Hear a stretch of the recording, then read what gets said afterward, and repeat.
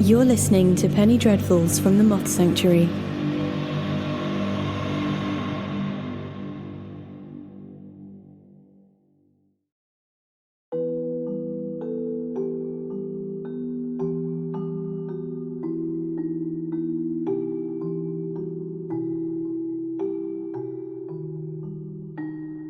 "Beware, Michael," his mother always used to say. "Don't dawdle on the path. Don't stop and speak to strangers. And most importantly of all, never walk home through the cemetery at twilight, for that is when the veil is at its thinnest." His mother had always held strange beliefs and superstitions. She used to cover all the mirrors in the house on stormy nights. She believed that the hand cut from a hanged man could be turned into a talisman for thieves, and that the number 13 was an ill omen, foretelling disaster. She would always tell him to throw salt over his shoulder to avoid bad luck, salute the magpies to gain their favor, and never to cross any knives when setting or clearing a table, so as not to invite conflict. As a child, he blindly obeyed, as any child would when they are learning cause, consequence, and the way of the world. But Michael got older and began to think for himself. Whenever he would question his mother as to why he must do these things, she would simply smile and say, "Because I'm your mother. I gave you life. This is the least you can do for me."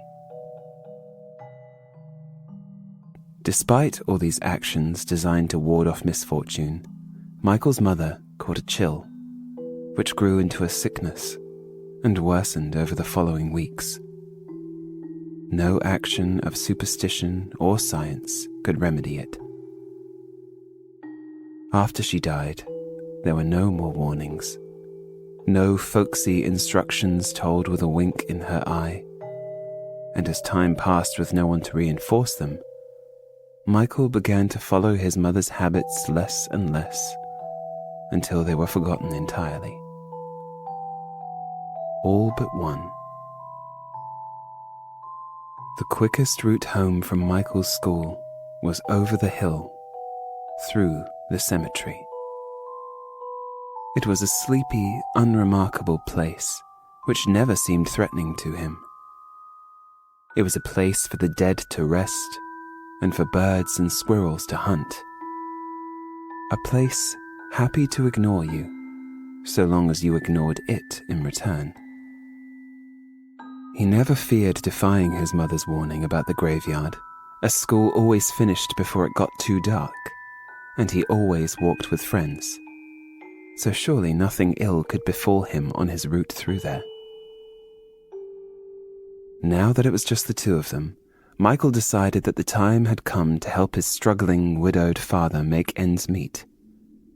So he did what many 14-year-old boys do, and got a part-time job after school, working for a friend of his father's, Mr. Stinian. He was the wealthiest man in their town, and owned the largest house Michael had ever seen. Now that he was old and infirm, he needed regular help, someone to do odd jobs here and there, and to assist his house and groundskeepers. Michael undertook light garden work, cleaned rooms, sorted books in the library, and sometimes just talked with the elderly man. "That's the thing about being young," Mr. Stinian said one day. "You spend your youth squandering it, and your dotage pining for it. What I would give to be able to climb those stairs 2 at a time again, as you do so easily you don't even know you're doing it." Michael had smiled sadly at him, not knowing what to say. The old man smiled in return, and clasped his aged hand on the young man's chest. "Protect your body. Look after it while you can. It's a precious gift. You never know how valuable it is until it's gone." After that, the days of just conversation between the two became more regular, with the older man taking a shine to the boy. It was as if Michael's youth and exuberance had a transformative effect on the man, as each day he became more animated, laughed more deeply, and conversed for longer periods, showing less fatigue as the weeks went on. During one session, in the heart of autumn, Michael's employer grew so engrossed in telling a story that the hours slipped away. As much as he was gratified to see Mr. Stinion in so fine a form, it was getting to be later than he usually stayed. Michael kept one eye out of the window as the sun dipped lower in the sky. He chewed his lower lip as it kissed the horizon, which made Mr. Stinion stop his story and follow the boy stare out the window. "Goodness, it's gotten so late," the old man said. "You ought to go home before I bore you into tomorrow." "Yes, Mr. Stinion, thank you," Michael replied, then hurried to collect his things and leave as fast as he could without appearing rude. By the time he stepped outside the door, the sun had nearly disappeared entirely.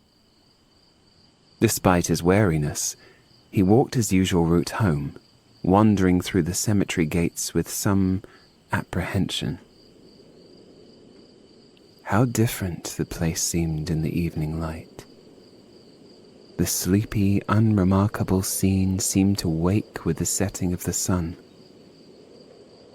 The crows in the surrounding trees croaked out lonely caws.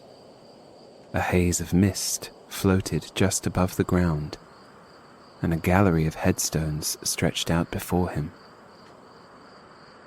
A gust of wind sent dry, brittle leaves scattering across the path, somewhere under the mist. A bell chimed from the nearby church, signaling the twilight hour. Michael whistled a little tune into his hands as he walked, in an attempt to distract himself from the gloom of the scenery around him. Ahead, just off the path and among the headstones, he saw someone, a young woman. He watched as she lit a match which glowed like a firefly before her. It burned all the way down to her fingers before she dropped it to the floor, then lit another. He kept his head down, hoping he could simply pass her, but once she saw him, she stepped out from the rows of headstones and onto the path, where she waited and watched him come closer. "Hello, boy," she said. Michael nervously glanced at her and saw that she wasn't much older than he, maybe not even 20. "Where are you going so late?" Michael explained that he was going home, that his father was waiting for him. She lit another match and threw it down at his feet, causing him to stop. "Oh, you must be brave. Aren't you frightened of the ghosts and the ghouls?" "Don't dawdle," his mother's voice rang through his head. "Don't talk to strangers." "Of course you're not. Otherwise you wouldn't be tempting them." With anybody else at any other time, Michael would have simply ignored them and walked back home. But there was a quality in this girl's demeanor, something not right, that caused him to freeze. "But brave or not, you're playing a dangerous game. Don't you know what they say?" she asked him with a sly, teasing smile. Michael shook his head, which seemed to delight her even more. "You have to hold your breath when you pass through a graveyard. If you don't, the dead will hear it, and they'll want to take it from you." She struck another match. "And once they've heard it, they'll follow you until they have it." She brought the flame close to his face. "How long can you hold yours?" she asked. Michael held what air was in his lungs as she placed the match before his nose. The glow illuminated her face as she leaned in, searching to see if his breath would make the flame flicker before it expired. She was close now, too close. Something moved behind her eye. Michael gasped and jumped back. The girl laughed, a cruel, mocking tone. "You breathed," she said gleefully. Michael hurried past her, and to his relief, she made no attempt to follow. She simply watched him walk away, cackling to herself, and never taking her hideous eyes off of him, even as he passed out of view.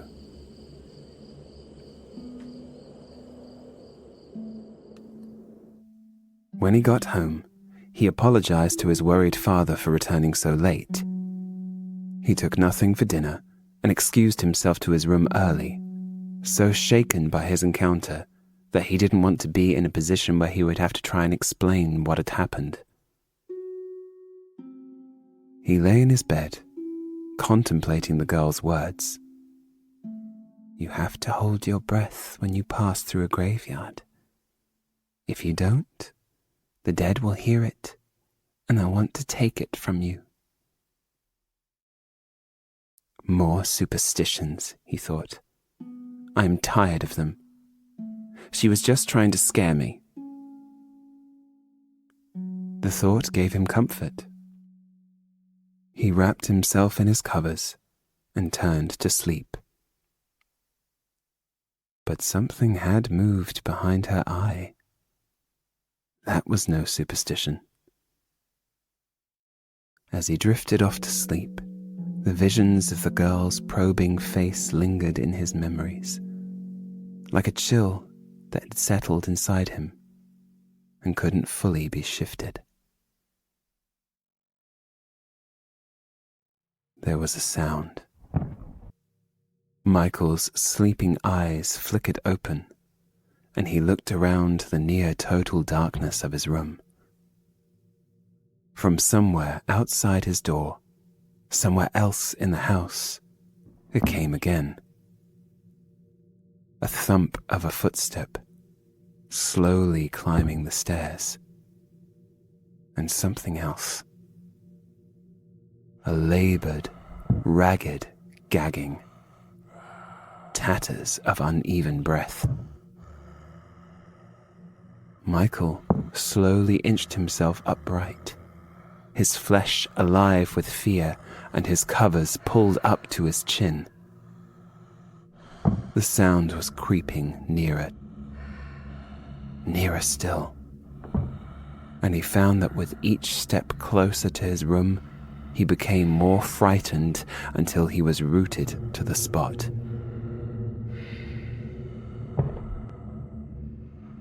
The doorknob turned, clicked, then opened. That awful, half-alive sound now filled his room. A looming, black shape hobbled in with great effort, searching until it was at the foot of his bed. "My son, I'm so cold," the figure rasped in a voice clogged with dirt. Tears of fear filled Michael's eyes. The thing's hands clawed at his covers, slowly pulling them from his clenched fists. "I gave you life.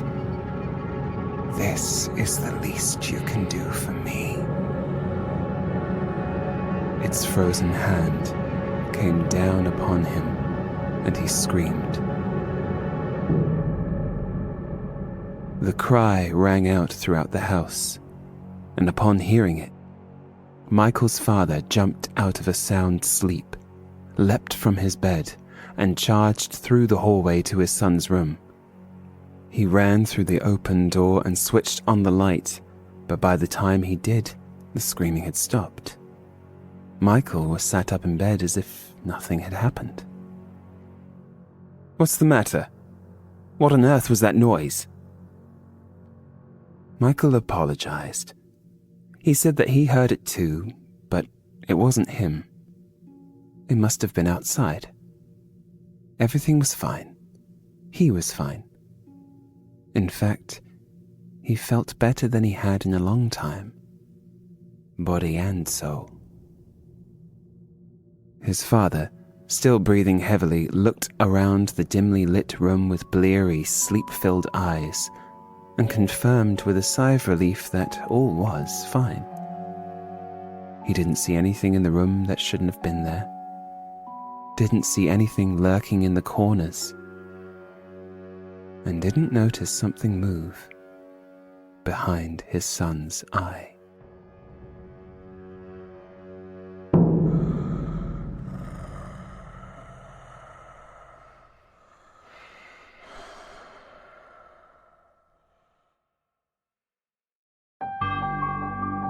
This story was written and read by Andrew Bate, with music also by Andrew Bate.